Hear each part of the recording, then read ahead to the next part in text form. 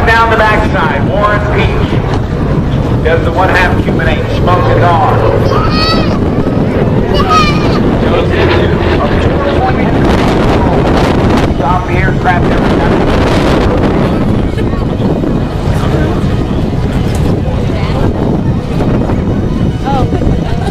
Now, if you look high and to the right, you can see the formation and also another aircraft that's going to come back in.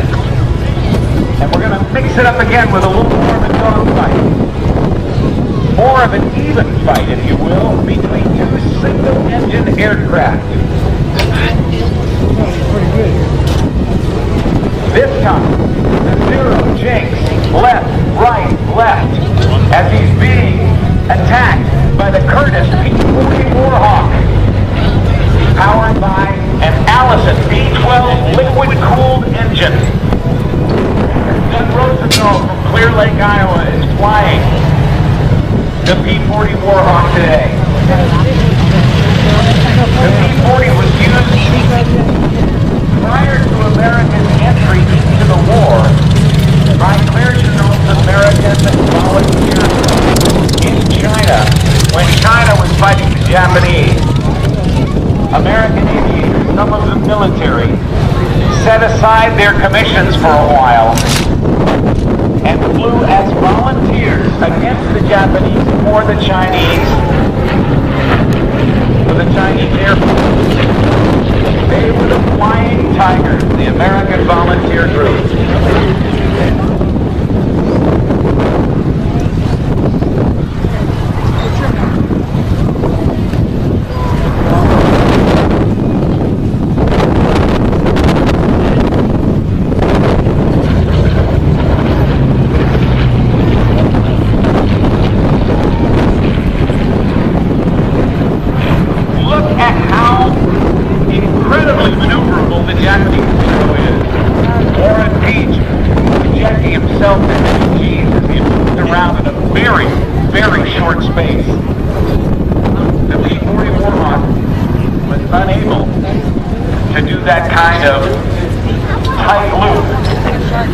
But still, with its armament, was a formidable opponent. The P-40 Warhawk was also used a great deal by the Royal Air Force during the Battle of Britain in 1940, again, before the United States entered World War II.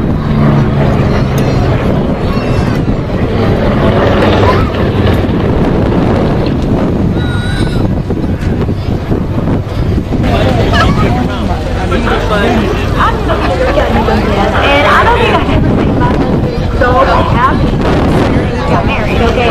I'm talking about taking the area crazy. Let's see the refinancing our home, and they're saving so much money. I mean, literally like $5 that's how much money we're like saving on our mortgage, okay? This is the area crazy. I thought it was going to be so hard, but it's so easy. .org. Texas Bay Area Credit Union is making it so easy for me to refinance my home. They want to make sure that you're comfortable, you understand everything, and refinancing my home, I'm like so excited. I can't stop talking about Texas Bay Area Credit Union. They're ready to help you. TPACU.org. And also, hey, they want to give us some money. They can text TPACU. You can have an iPad or $60 national card. Welcome to Wings Over Houston. KSBJ is a proud sponsor of your family fun today. Visit our KSBJ Mention booth, find some fun freebies, and learn to be a light this Halloween. And remember, even above the roar of the planes and the sounds of the crowd, God listens. From San Francisco to Shanghai to Brussels, let United take you to the far corners of the earth with more than 370 destinations worldwide. You'll never run out of places to explore, especially when there's no limit to where you can fly with the most comprehensive route network. United can take you just about anywhere. United, proud partner of Wings Over Houston. Also want to thank the folks at Chrysler. Stop by their display today, test drive the new 2012 Chrysler lineup, and receive an imported from Detroit t-shirt. You'll also be entered for a chance to win $45,000. of course, working with this Chrysler vehicle. A company redefining the level of luxury that every American deserves, offering vehicles with world-class refinement, sophisticated exterior design, beautifully crafted interiors, as well as best-in-class engines. Drive one today and see for yourself. Thanks also to Silver Eagle Distributors and Bud Light, the official beer of Wayne's Orchid. They want to remind you to enjoy yourself responsibly, always taking driver and from your party. As always, sure to find a good time making it Bud Light. Here we go.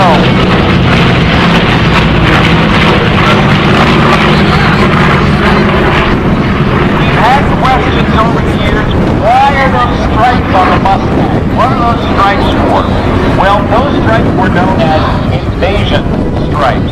And the invasion stripes were painted on all of the aircraft, all Allied aircraft, prior to that invasion of Normandy, France on June 6th of 1944. That was, they were painted on there so we wouldn't have a friendly fire incident and our own guys shooting down our own airplanes.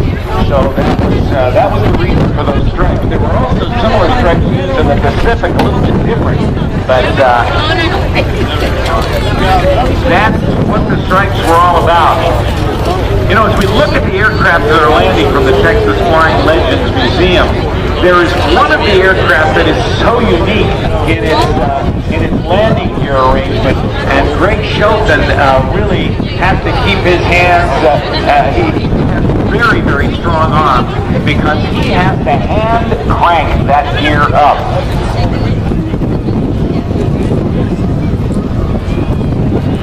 Rolling out right now, the P-40 behind it, the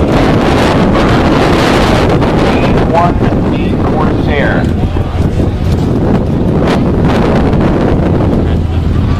Doug Rosendahl rolling out, keeping the tail wheel off the ground. And Greg Shelton's FM2 Wildcatter, the F4F. The F4F was built, I believe, in greater numbers actually by General Motors, the FM2 version of that airplane. But during the war, during World War II, companies that often had nothing to do with their original jobs became involved in helping out in the war effort in whatever way they could. The Corsair, as it rolls out right in front of us here at Show Center, as I mentioned, is one that was built by the Goodyear Tire and Rubber Company. The reason Goodyear got involved in building an airplane like this was because they had a history of building lighter than airships, Goodyear blimps. They also built rigid airships known as dirigibles, and they had done all of the math, all of the research to know about the strength of metals.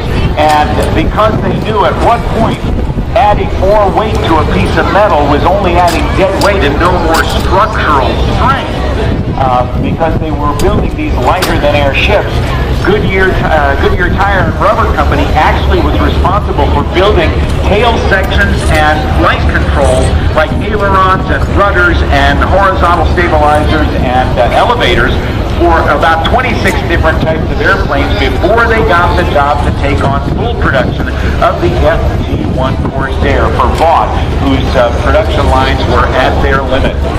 The P-51 Mustangs, as they roll out right now, look at the wings on them. It was this laminar flow wing, very similar shape on the top and the bottom, that made the Mustangs, gave it such great speed. Also on the bottom is that radiator scoop, because like the P-40 Warhawk and its Allison V12 liquid-cooled engine, the Mustang had the Rolls-Royce Merlin liquid-cooled engine, also a V12 engine, developing sometimes up as much as 1,700 horsepower.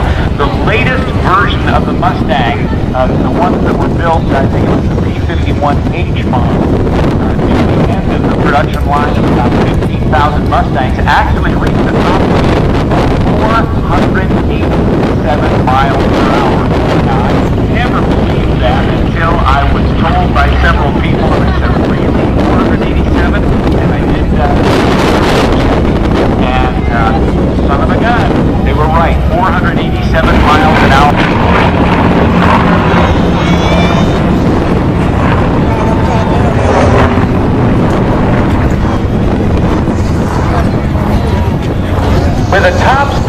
460 miles per hour. There are only about 3 of these any place in the world that fly. You love the sound of that? That is so awesome. The first flight of the Tiger Cat, November 2nd, 1943. It could get up to 40,000 feet, fly 460 miles an hour, and only 364 of them were built. Stuart Dawson flying the airplane.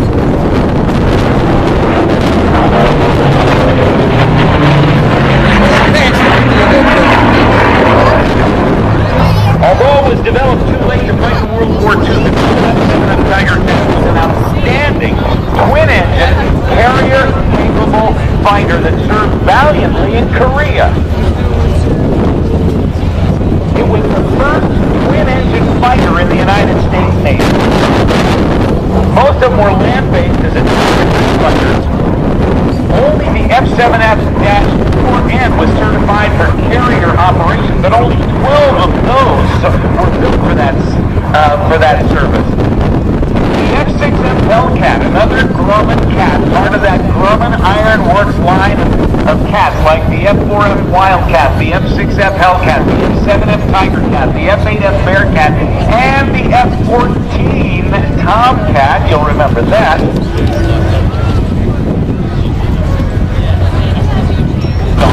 It can carry 1,000-pound bombs or a torpedo, and foil was what an amazing aircraft. Two crew members typically. The wingspan 45 feet, 16 feet high.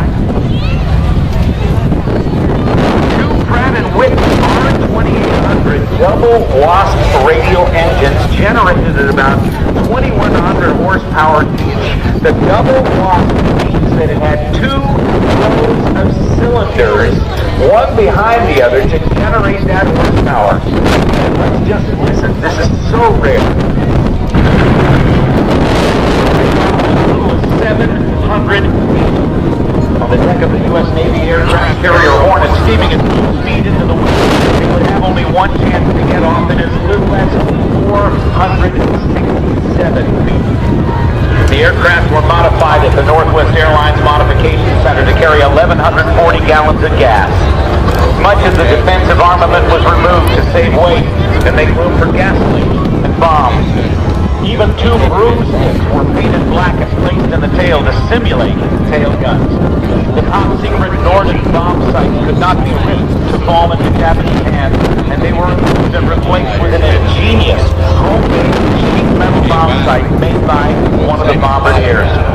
On April 1st of 1942, 16 B-25s were loaded on board the carrier Hornet at Alameda, California, and the task force set sail on their historic mission. Near Midway Island, the task force met up with a second carrier task force to provide air defenses if needed, and they began their secret run toward Japan.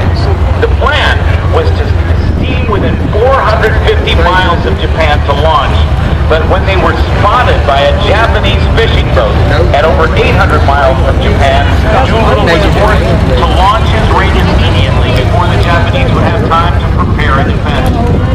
Knowing that the crews would not have enough fuel to make it to their prepared landings in China, each member of the crew once again volunteered to go, and reserve crews were scrambling to get in on the raid. The raiders approached the Japanese mainland at wave top height, topped up to 1,500 feet to drop their bombs, and then they dropped back down to treetop height to escape. All 16 planes exited Japan with only minor damage. The crews of 16 planes ditched near China, when they ran out of gas. Several crowds were badly injured during the process. 13 of these territory came down in Japanese arms around the world, including Morocco and, oh gosh, I'm just blanking on what those other air forces are, and I think if I'm careful, let's see, Canada, Greece, Israel, Morocco, as well as the United States Air Force, the United States Navy, and the United States Marine Corps.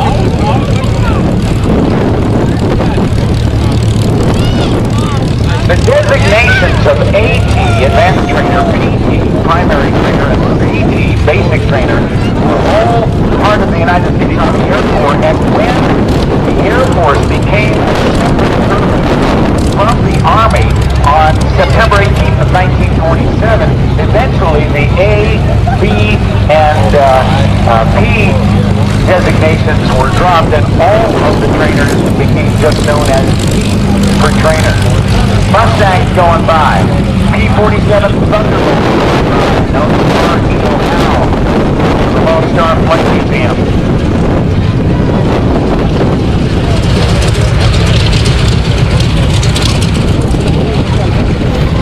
I hope you'll join me in a nice round of applause for the pilots of all the trainers in our America Trains for War segment.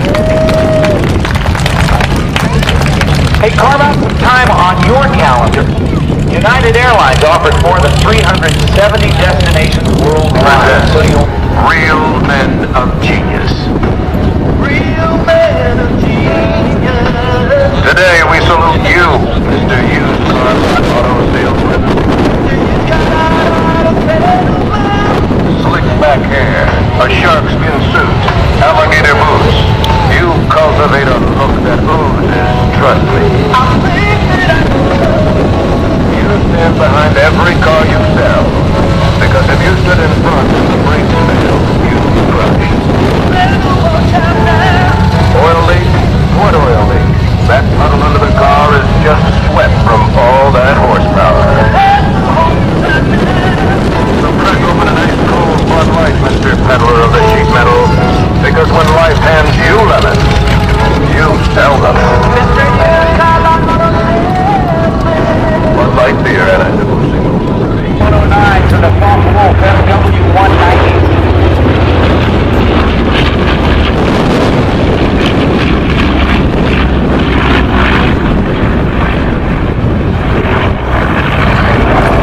Those P-51 Mustangs and the other little friends aircraft were unable, because of the lack of range or endurance, I should say, of the aircraft, and an inability to stay out long enough to escort the aircraft to the targets, the big friends, to the targets and back,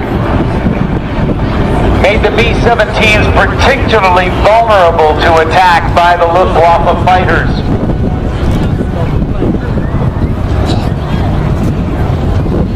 And it was the development of a disposable drop tank, kind of like paper mache, that could be mounted under the wings of the P-51 Mustangs.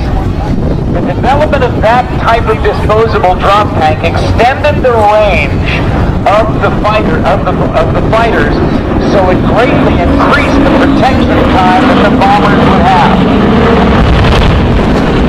The bombers would fly across the channel, sometimes hundreds of them, joining up over the English Channel in very, very challenging weather.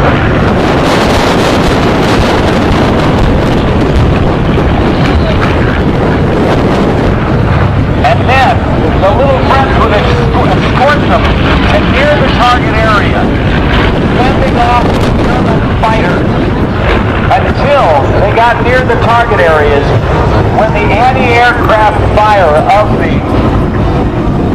Germans had flak, those shells that would explode at pretty much the same altitude at which those bombers were flying, that could rip through the thin skin of the super fortresses and the liberators as they headed toward the target. The Mustangs would hang back, and then the bombers were on their own, fighting the fire, the flak, and the fear. They delivered their bombs on target, hopefully surviving, and then turned toward home.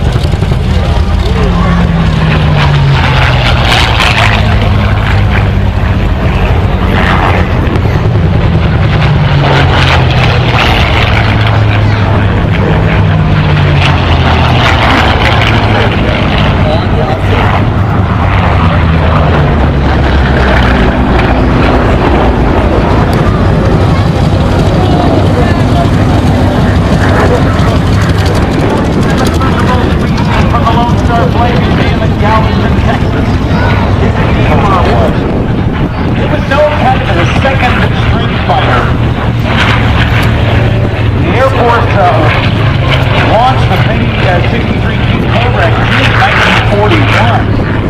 Got up to about 409 miles per hour.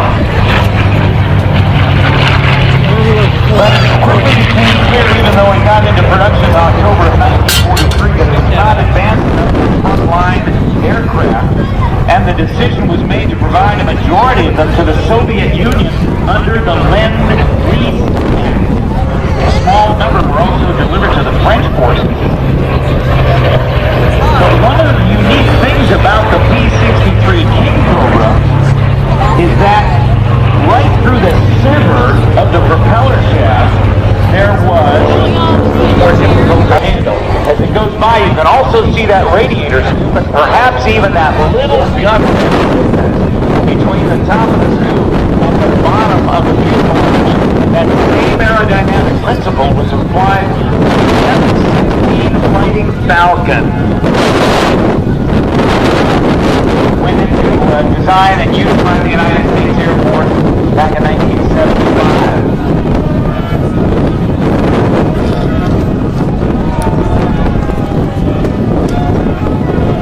We'll see an earlier version of the P-51 Mustang a little bit later on when Doug Rosendahl flies the Tuskegee Airmen, the P-51C model. Razorback or fastback version of the Mustang.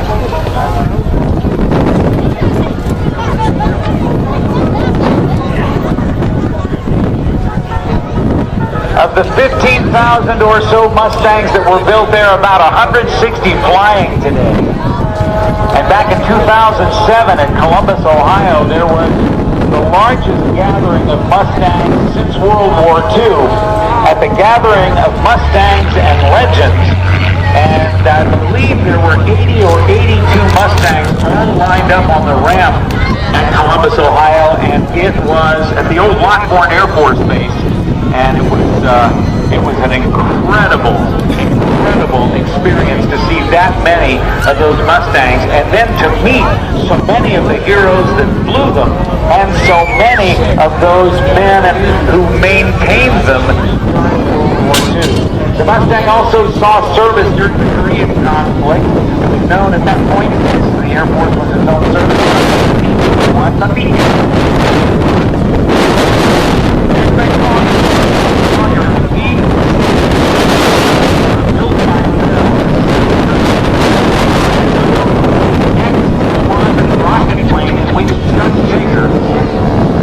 In October of 1947 broke the sound barrier. It's also the same company that built the helicopter, the Model 47, that became famous during the Korean War as an air ambulance aircraft. If you remember the TV show, the movie MASH, the helicopter that was used in that. Bell Aircraft also was the company that designed the first tilt rotor concept aircraft, the XB-15, that led to the development and manufacture of the SB-2C. Was nicknamed the dive bomber from hell. It actually, the Helldiver got its name from an earlier Curtiss type. It was a powerful modern dive bomber that was designed to undertake a variety of combat missions. It was also tentatively required by the United States Marine and the Army Air Forces. Actually, the requirements for the sea not as good a naval aircraft as it could have, or maybe would have been.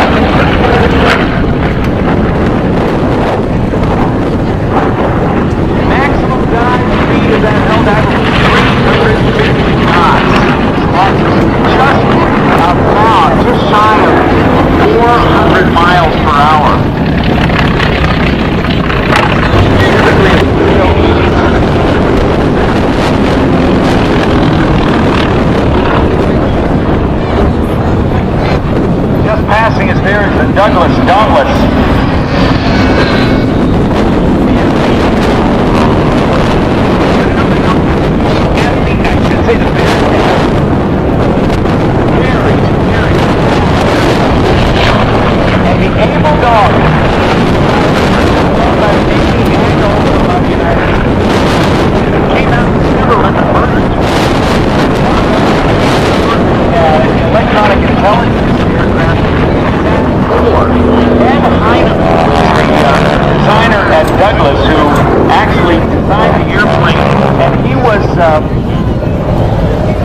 he was really stingy when it came to pilot comfort inside the cockpit.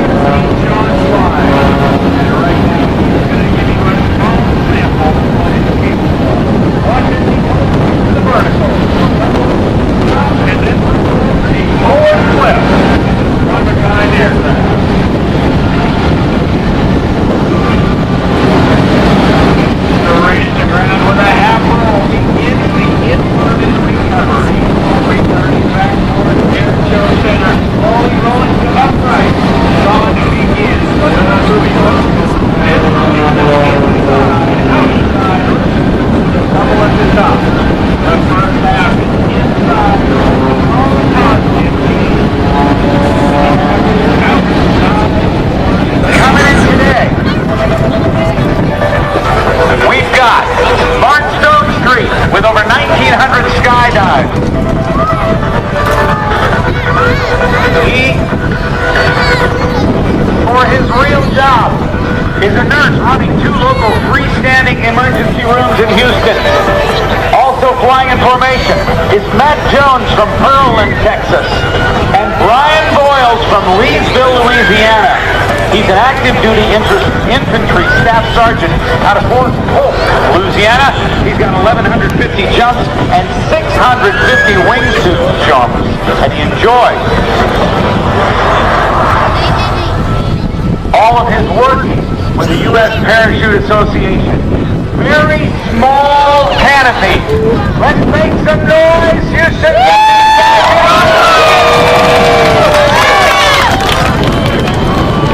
With a forward speed of about 45 miles an hour, watch him as he pulls hard. And with this breeze, a beautiful control landing. Let's hear it for Bart Stonestreet. It will use some spiraling down and get as far upwind as possible so they can still make it in and land on top of the crowd. A number of openings in the front. These are ram air canopies. And they steer much like the Wright brothers steered their first airplane back in 1903 by changing the shape of the wings, or wing warping. To turn left, the jumper pulls on the left steering line. To turn right, jumper pulls on the right steering line. And when the jumper gets close to the ground, he or she pulls down on both steering lines simultaneously for the softest and safest possible landing. That's Matt Jones! And still high above and to the left. Staff Sergeant Brian Boyles from Leesville, Louisiana.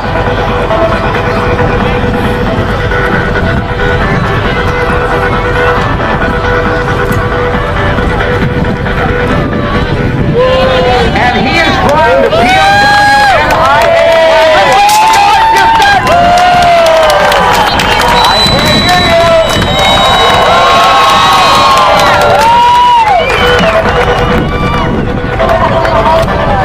Wingsuit jumps. And there you have it.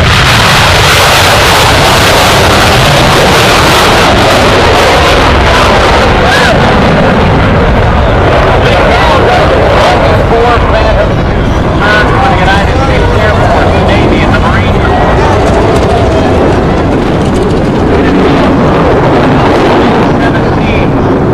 During the Vietnam conflict, over 5,200 were made.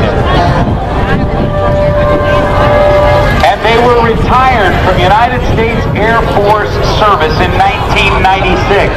They continued to be flown by the German Air Force, the Luftwaffe. But then, the need for an unmanned aircraft was used to bring the F-4 Phantom II back into service. Ladies and gentlemen, from the right, from the 82nd Aerial Target Squadron, the F-4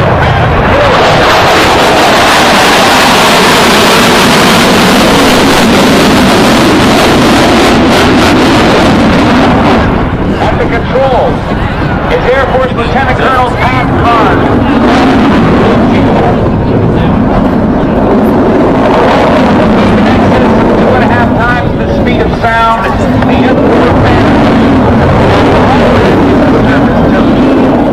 target. That's right, a target. With its two jet engines and being way past its normal service life, the F-4 Phantom II is now totally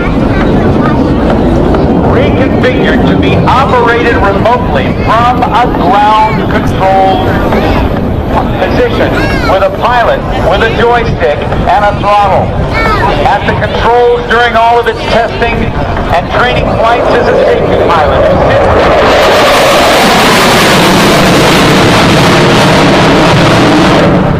That is Phantom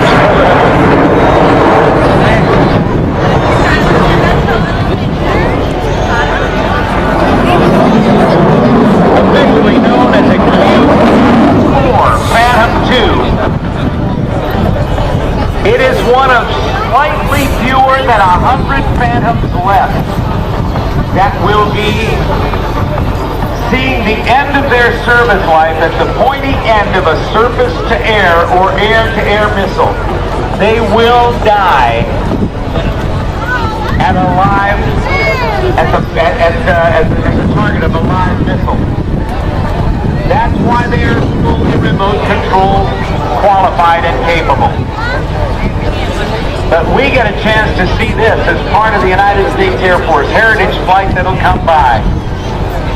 This aircraft is from Holloman Air Force Base in Alamogordo, New Mexico, and Pat Ichikar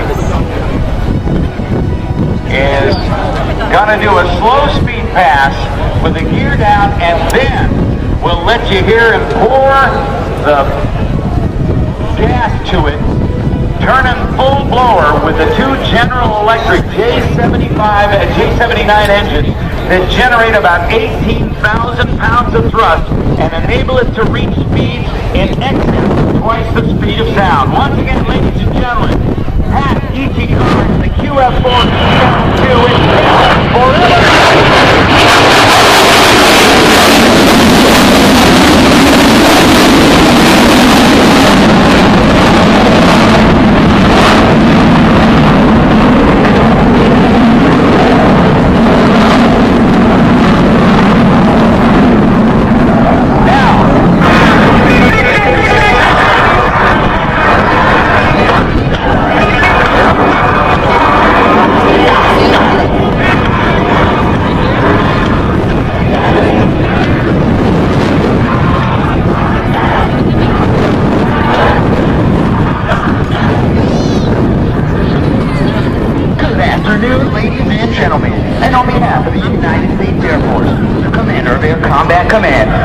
Mike Hostage, and all the men and women of Air Combat Command, we welcome you once again to Wings Over Houston.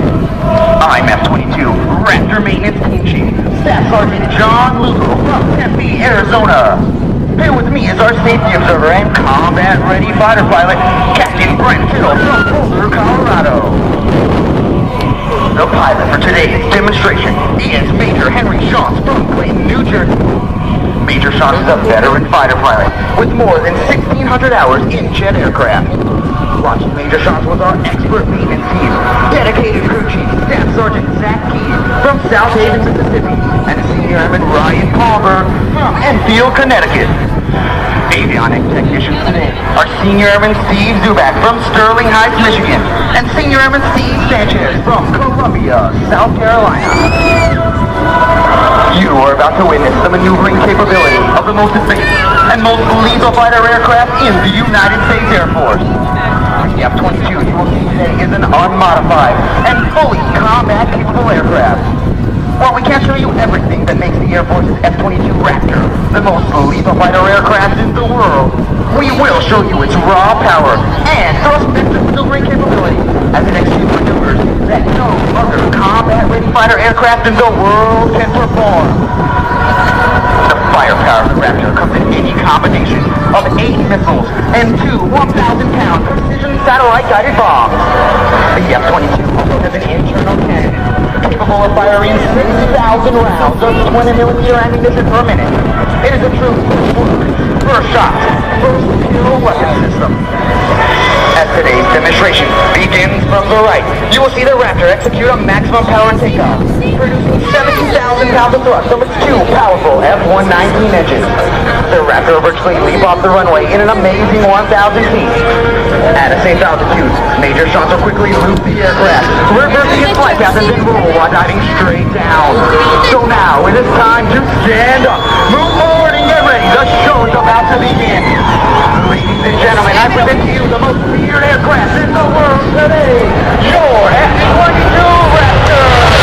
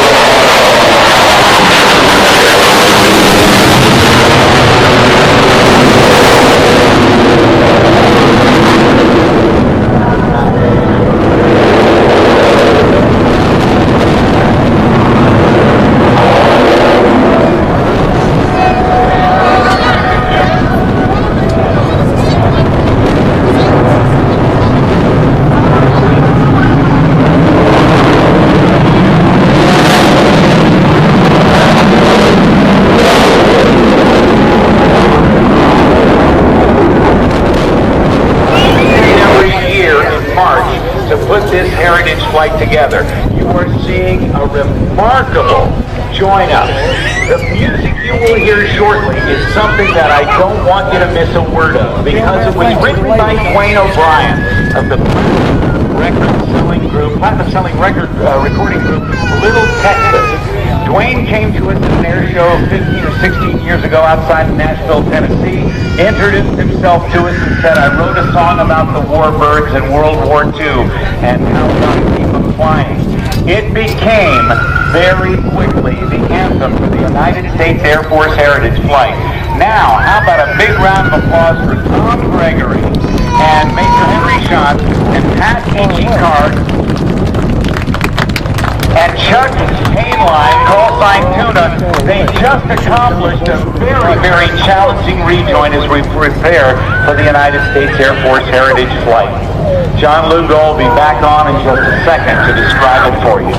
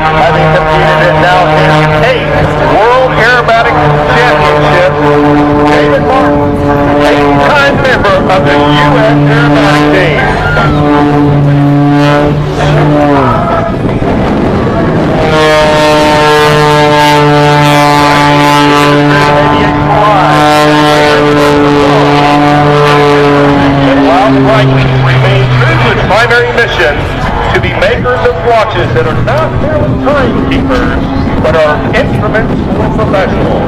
And we have a professional in the sky for us right now, David Martin, in the Brightwing TAP 232. Now, what he's going to do in this test show is something that we rarely set you up for to do here in Cuba River. He's actually going to shut the engine off.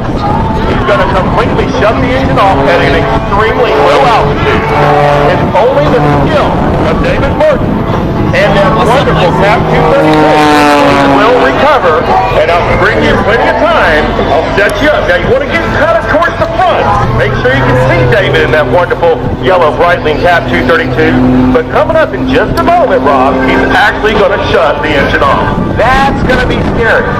I guess shutting it off is not so scary. Restarting it is a big deal, Spanky. That's right. You've got to restart it. We don't want to become a glider, but it's going to be coming up here in just a moment.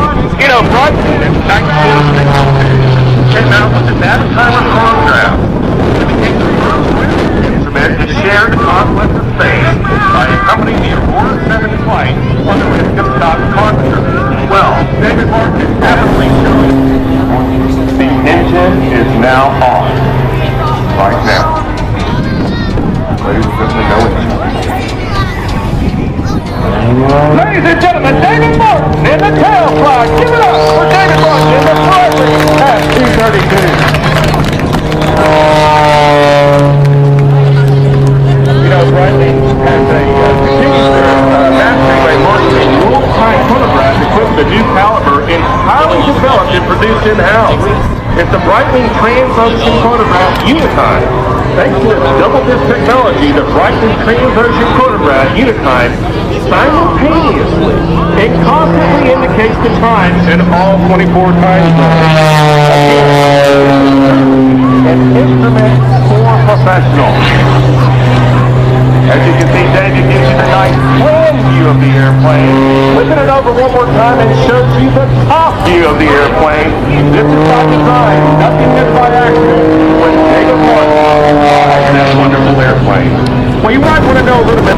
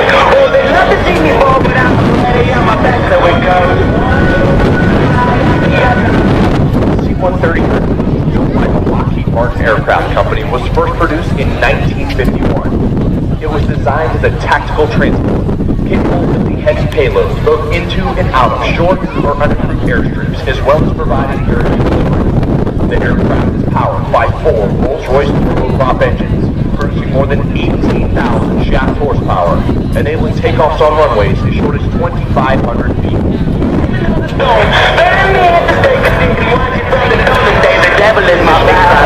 Behind the crowd to the left for the parade pass. Flown at 200 feet and airspeeds approaching 300 miles per hour. From the left, the Fat Albert Parade Pass.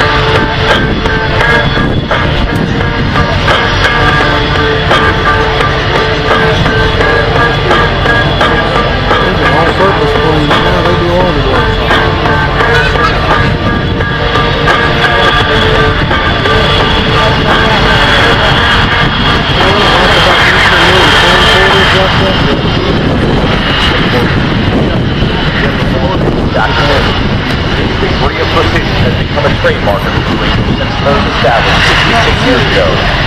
16 officers and 100 enlisted personnel comprise the Navy Flight Demonstration Squadron. 4 of the demonstration pilots fly at tight tactical range, the maximum performance demonstrator. Once again, I am Lieutenant Mark Tyson from Charlotte, Pennsylvania, Blue Angel number 7, and the narrator for the flight demonstration, as well as the pilot for the VIPs we normally fly to the show site. Blue Angel number 8, Lieutenant Commander Todd Royal, from Willow Grove, Pennsylvania, is the Squadron Naval Flight Officer and Events Coordinator. Lieutenant Commander Rick Mercado, our maintenance officer, from Agua Dia, Puerto Rico, is responsible for the men, women, and equipment that keep our aircraft in the air. From Santa Rosa, California, the Blue Angel flight surgeon is Lieutenant Commander Jason Smith. From Simsboro, Louisiana, our administrative officer, Lieutenant Holly Taylor. From Omaha, Nebraska, our supply officer, Lieutenant Scott Adams. From Elgin, Illinois, our public affairs officer is Lieutenant Katie Kelly. Our Boeing technical representatives are Mr. Ed Robinson from Waverly, Minnesota, Mr. Todd Lawson from Tiger. Have a good one. Thanks, Bo. Cleared for takeoff. Solo train rock. Houston, boss. Boss. We're cleared for takeoff. Winds are 010 and 15. That's a tailwind. Check your flight brake off. Take your trim set. Take your nose steering on. Maneuver. Jam and have full gauge. Left turnout. 6 gauge. Today, I'm not clear on 9. Fired up for the best eater show crowd in the country here at Winslow, Houston. Let's run them up.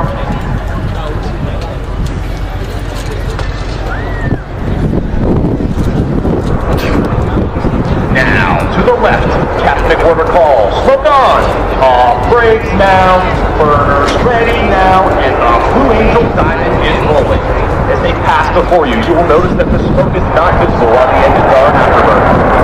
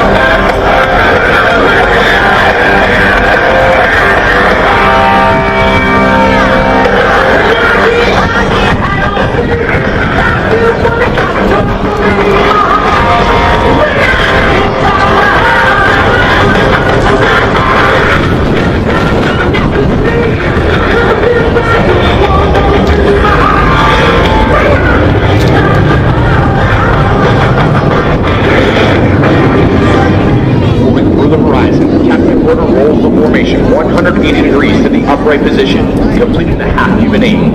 As the Diamond accelerates in the descent, they acquire the necessary airspeed for their next maneuver.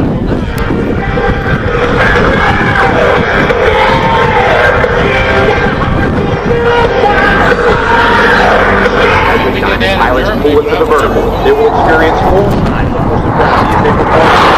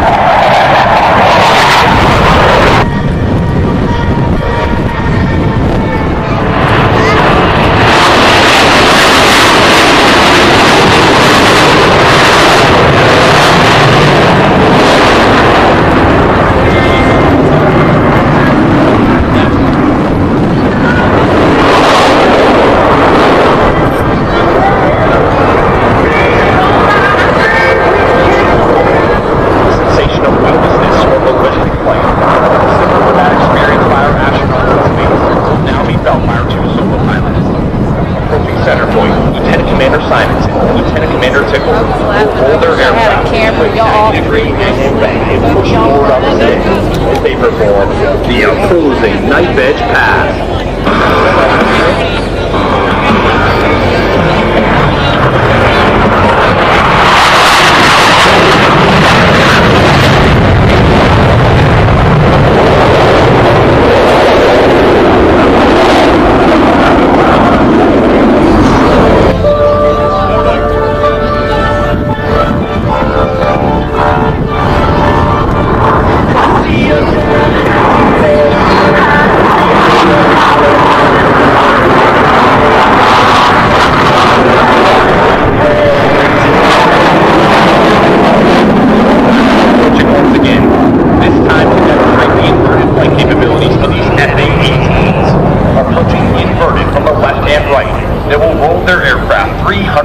Degrees over center point. The opposing inverted to inverted roll.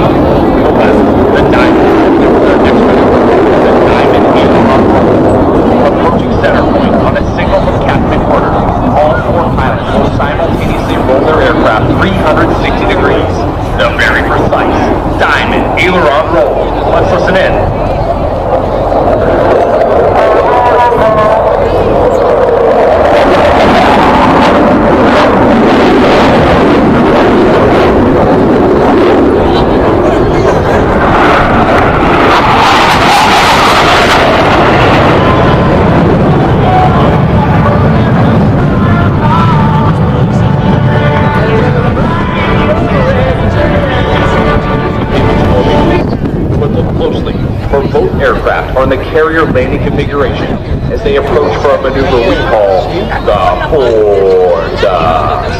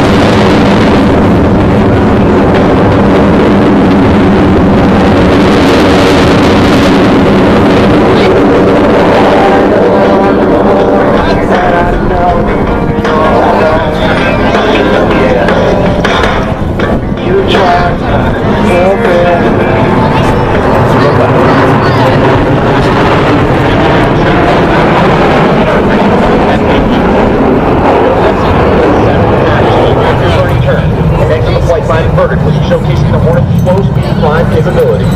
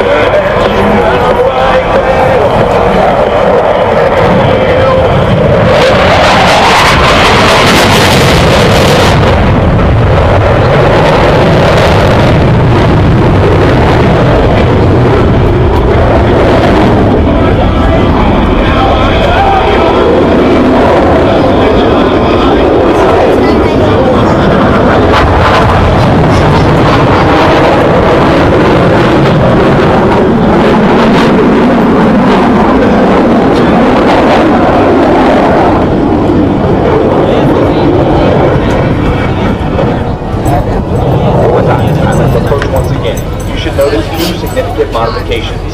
While the wingmen, Lieutenant Commander Hills and Captain Cordell, maintain that minimum wingtip to canopy separation, the flight leader and slot pilot are both upside down. From the right, the Blue Angel double farvel.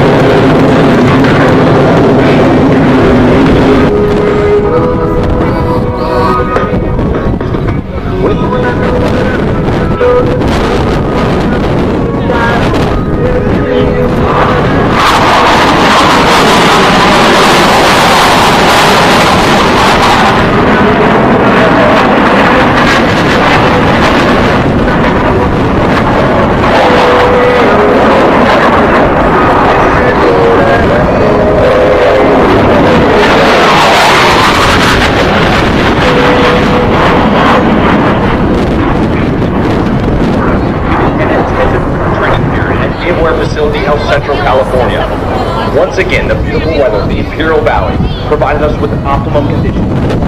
Demonstration pilots on the 120.